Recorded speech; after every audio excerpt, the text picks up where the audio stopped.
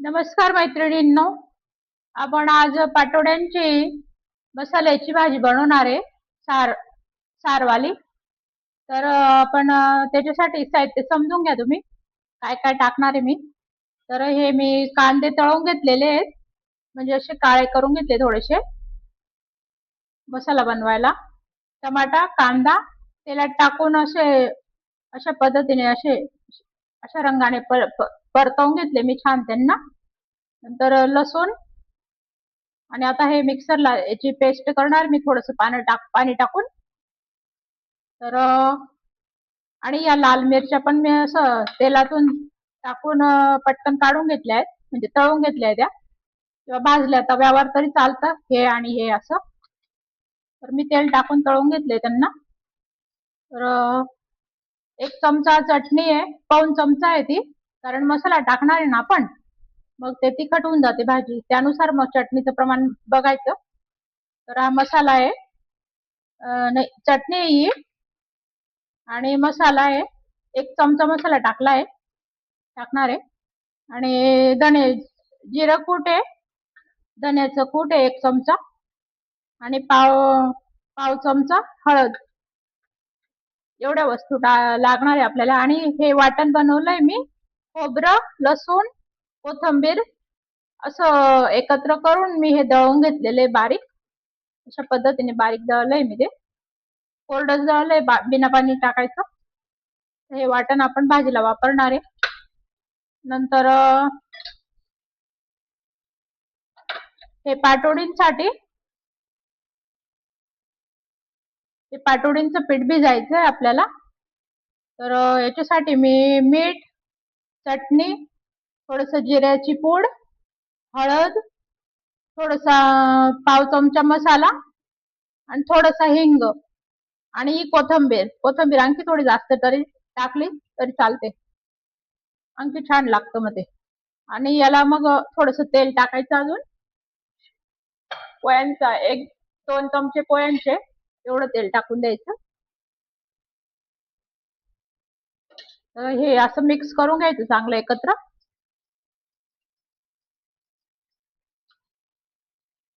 आणि पाणी टाकून त्याला गोळा वाळवून घ्यायचा कडक. त्याची पाटोडी आपण बनवणार आहे तू लाटून.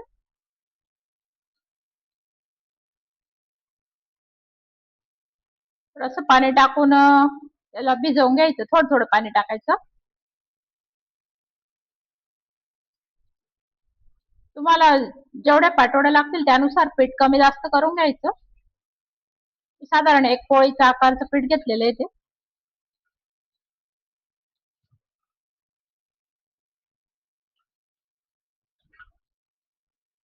पाणी जास्त लागत नाही त्याला, थोडं थोडं टाकायचं.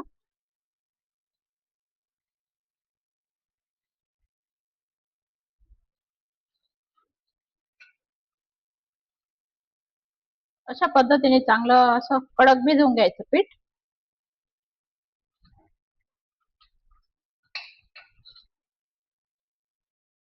त्याला झाकून द्यायचं थोडा वेळ, तोपर्यंत आपण ती कांद्याची पेस्ट वगैरे बनवून घेऊ.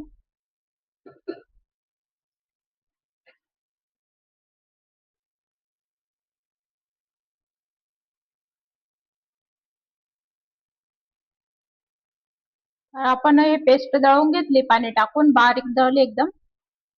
आणि हे काय मिक्स केलेलं नाही याच्यामध्ये, खोबऱ्याचं वेगळंच राहू दिलेलं आहे मी, कोरडंच राहू दिलंय त्याला, याच्यात टाकलं नाही मी. तर आपण तेल ठेवलंय कढईमध्ये, तेल थोडं जास्त टाकायचं. आणि आता हे मसाले जे आहेत ना, चटणी मसाला एकत्र करून घ्यायचं. याच्यात थोडंसं पाणी घालून द्यायचं.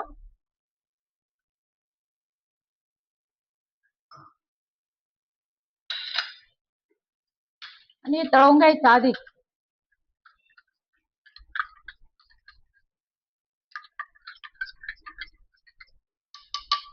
म्हणजे मसाले जळणार नाही यांना, आणि यांना रंग पण छान येईल.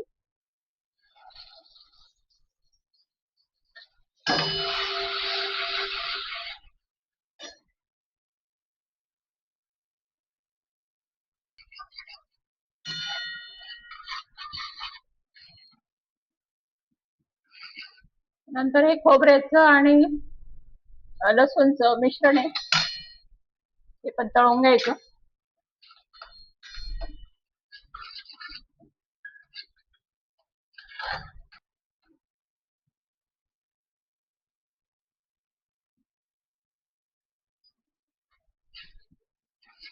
लगेच कांद्याची पेस्ट टाकून द्यायची, कांदा टोमॅटोची.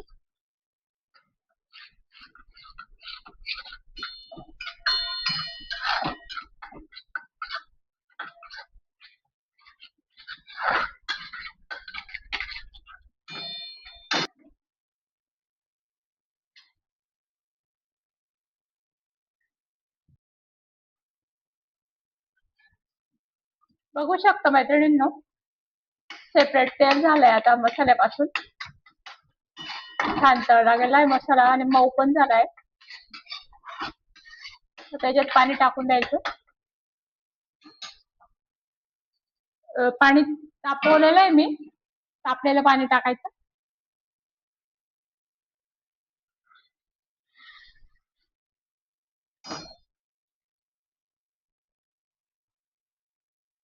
पाटोडे शिजायला बरंच पाणी लागतं, त्यानुसार पाणी टाकायचं.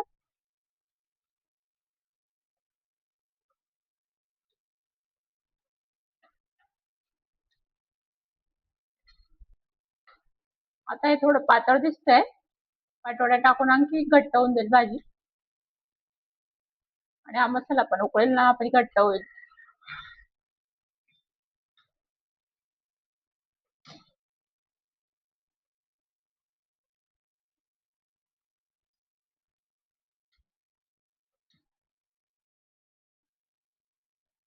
आता ते सार उकळतं तोपर्यंत आपण हे लाटून घेऊ पाटोड्या. थोडस पीठ लावून लाटून घ्यायचं याला, पीठ किंवा तेल लावून.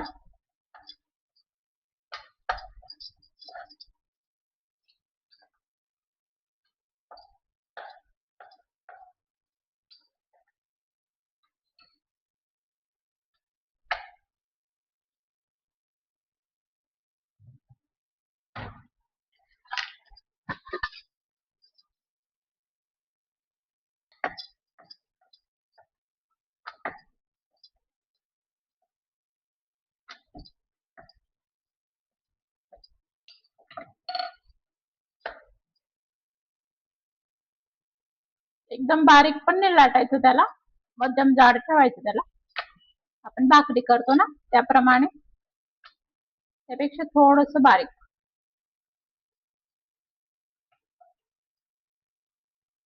तिला असं कापून घ्यायचं.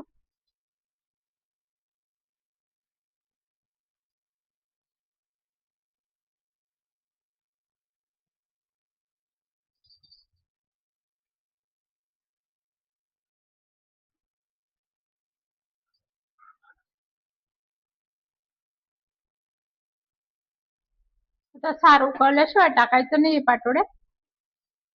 उकळून गेलाय सार आपला. तर पाटोड्या तुमच्या आवडीनुसार लहान मोठ्या करायच्या.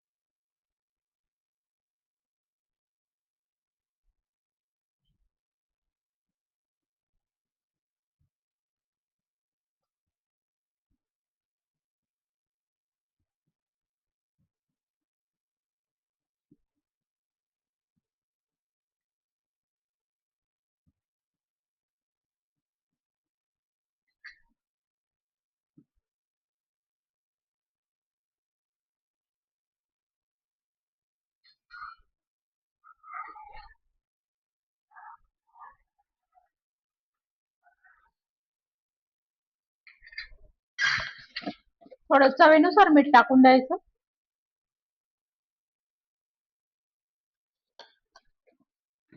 आता तिला मंद आचेवर होऊ द्यायची, तिला झाकण ठेवून द्यायचं असं.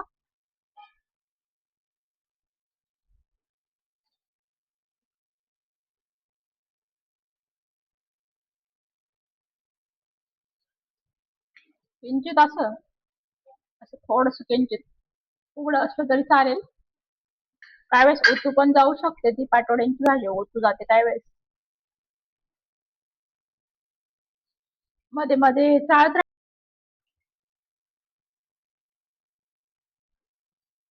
बघू शकता मैत्रिणींनो, आपली भाजी तयार आहे पाटोड्यांची मसाल्याची भाजी.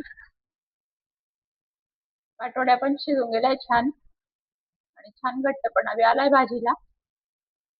बघू शकता तर्री पण छान आली त्याला. तर थोडासा पाव चमचा किंवा अर्धा चमचा मसाला असं वरून टाकून द्यायचा, म्हणजे मसाल्याचं असं फ्रेशपणा जाणवतो भाजीला.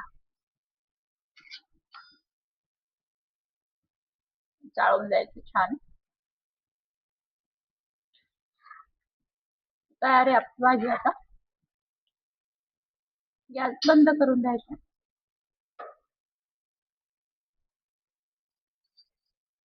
बघू शकता, जवळून दाखवते मी तुम्हाला.